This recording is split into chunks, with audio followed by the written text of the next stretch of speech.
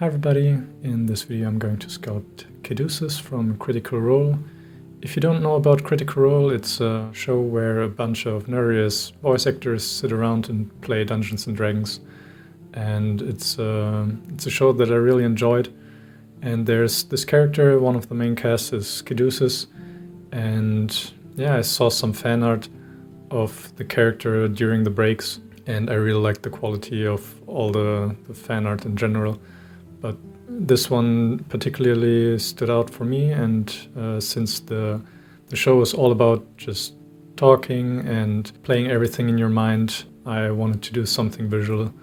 If you haven't checked out the Critical Role series, by the way, just look them up on YouTube. They have a lot of content on there, and it's just great storytelling, and it's fun to watch all the players have a good time. And that's why I decided to sculpt this character. And as you can see, I approached this sculpt like my other sculpts that you can see on my channel. And I start with a sphere where I block out a basic skull. And it's really important for me during this stage to get the big shapes in place first. So the placement of the features like the nose and the eyes, and where the big plane changes are, for example on the forehead or the cheekbones.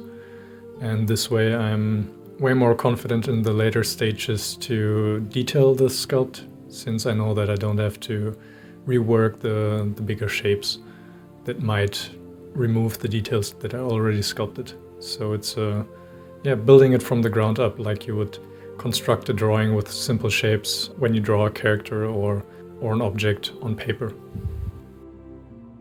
And once I have all the basic shapes in place, then I start to flesh out the features like the eyes that you can see here, where I flesh out the eyelids. And I always like to start from big shapes to smaller shapes, and that's with everything that I approach. For example, when I approach the ears or the neck and the chest, I do basically the same thing, starting from the larger shapes and going further down into smaller shapes. In the past, I tend to just dive into details once I have a really roughed out base, but it wasn't sufficient enough to really define the big shapes. So I would add details and even going into skin pores, but the big shapes weren't working. And that way the sculpt became really blobby and undefined, and it had the feeling that there is no structure underneath the skin. So there were no bones, but only flesh. And this gives the sculpt a distinct look that it's just not working right. As you can see here, I'm using a cylinder for the ears as a base. And it's basically the same technique that I used for my other ear sculpts, and I even have a tutorial on that approach that you can find on my channel.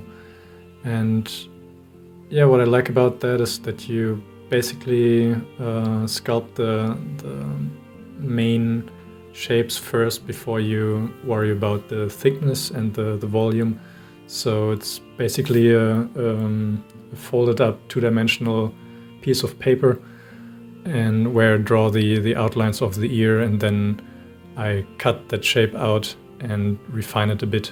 And once the basic shapes are in place, then I give it thickness. And this way the sculpt comes out way more natural, since the ear is basically a folded up plane. Once that is in place, it's all about adding some volume in certain places and fitting the ear to the rest of the head. And for the brushes, I usually use just a small selection of the standard brushes, and my favorite is the clay buildup brush, the damn standard brush, and I also use the move brush a lot, of course, smooth brush.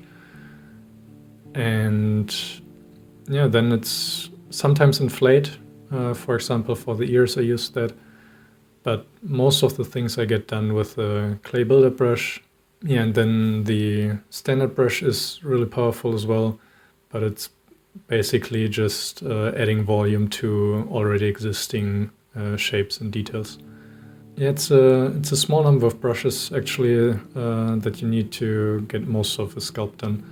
So maybe like 5 brushes, and the clay builder brush is pretty strong, so I would recommend to get used to that one if you haven't tried it out. And for that I even did a sculpt completely with a clay builder brush where I didn't use any other brush. No smooth, no move. And this was a really good exercise for me to get used to the dynamics and to get a better feel of how the brush worked. And I used it ever since. So I recommend to just give it a try and see if it works for you. You can extrapolate this method to any other technique that you want as well.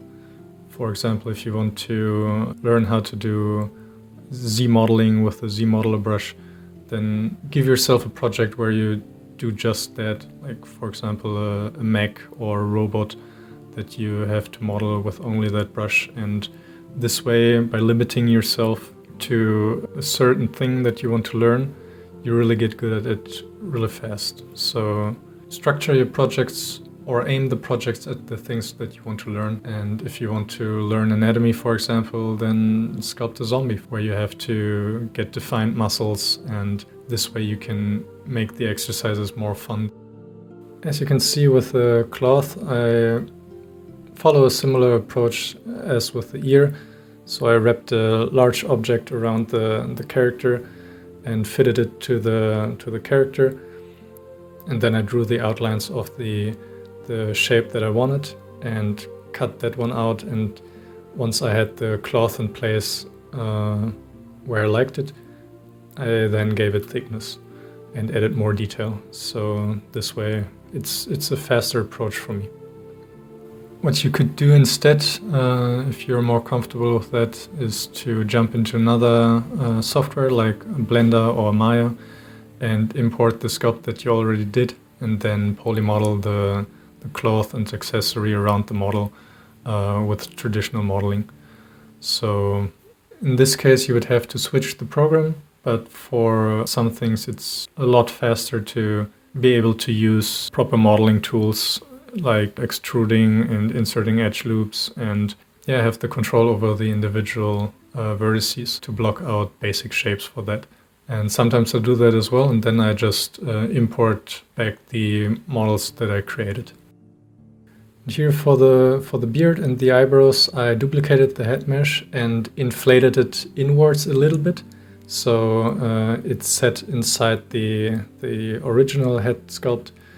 And then I'm just sculpting the beard and the eyebrows out, so they cut through the geometry of the normal head. In this way I could pull and push hair in and outwards and get it on the places where I wanted it to be. And it's a quick shortcut for me to get something like the eyebrows in place. I could have used fiber mesh for the project, but past I found that I like the more artistic approach to sculpting the shapes more than the technical side of grooming, so I decided to stick with sculpting the hair instead of using fiber mesh. For the hair I did it a bit different. I added a sphere and then put it in place roughly so I could project the head geometry onto the sphere, and then it's basically the same approach as with the beard. And once I had a rough shape of the hair figured out, I added strands of the hair because the character design had long hair on one side. And this was a really long process. I would say that this was like the biggest chunk of work for the entire sculpt. It took way too long, and this is something that I learned, that I really have to find another approach of sculpting hair, because this takes way too much time, drawing out individual strands of hair one after the other and then manipulating it to get it in the place where I want. So that was really time consuming, but I think it turned out pretty decent in the end. So if you have any approaches for long hair that you find useful for sculpting characters with long hair, please write them in the comments. I would be happy to check them out because that's something that I can really still improve a lot on. Here you can quickly see that I used the Transpose Master tool. It's a plugin that you can find in the plugin menu, and I used that to do changes across all the subtools at once if I want to change some proportions or something like that. Here you can see that I used the zero measure guidelines to get a cleaner edge flow for the zero measure retopology, and I like to use a zero meshed mesh for sculpting details because the computer handles the subdivision levels way better than fixed poly count of a few millions. Because when you rotate a model, when you have subdivisions, it goes to the lowest or lower subdivision level while you rotate, and then goes on the highest subdivision level again when you found your angle of view. In this way it's way more responsive.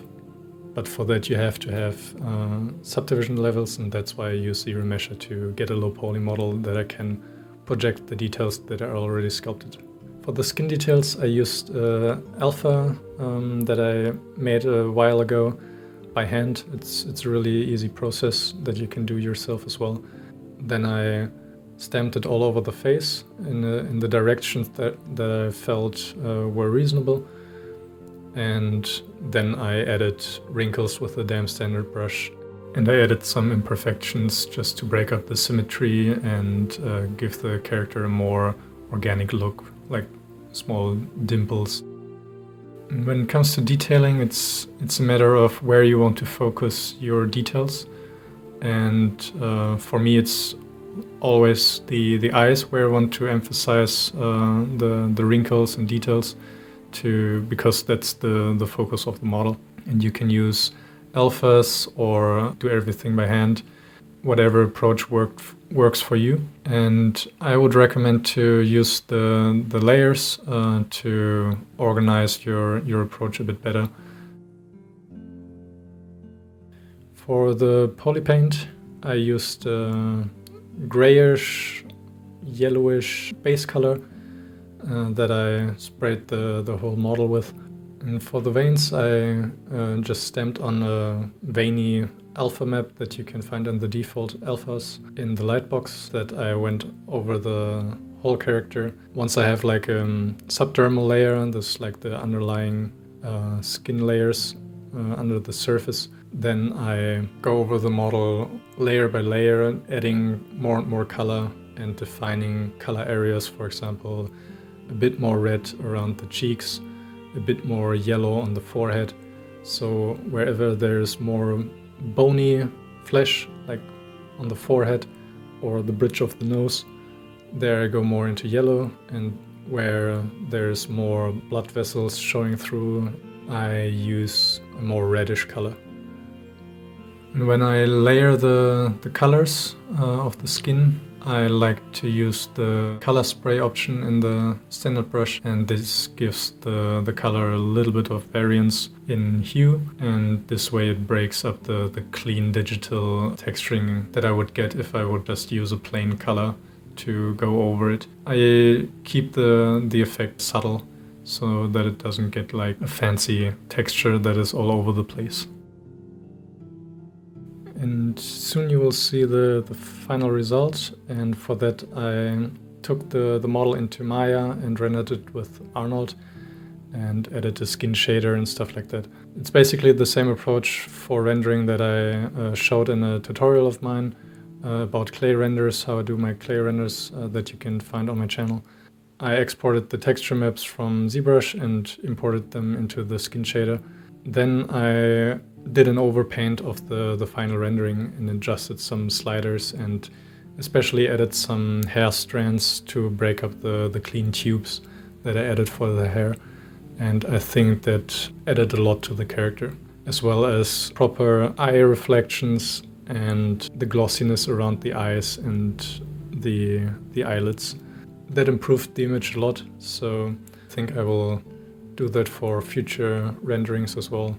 The time that you spend on the overpaint is not that much, and you can vary it, of course, depending on how much detail you want to put into it, but adding like highlights and some specular reflections on the skin where the render doesn't show them, it's a lot of believability. So if you haven't tried it out to do an overpaint of your images, then definitely give it a go. And yeah, I enjoyed the process. I hope you liked it too. And I will see you guys on the next video. Bye.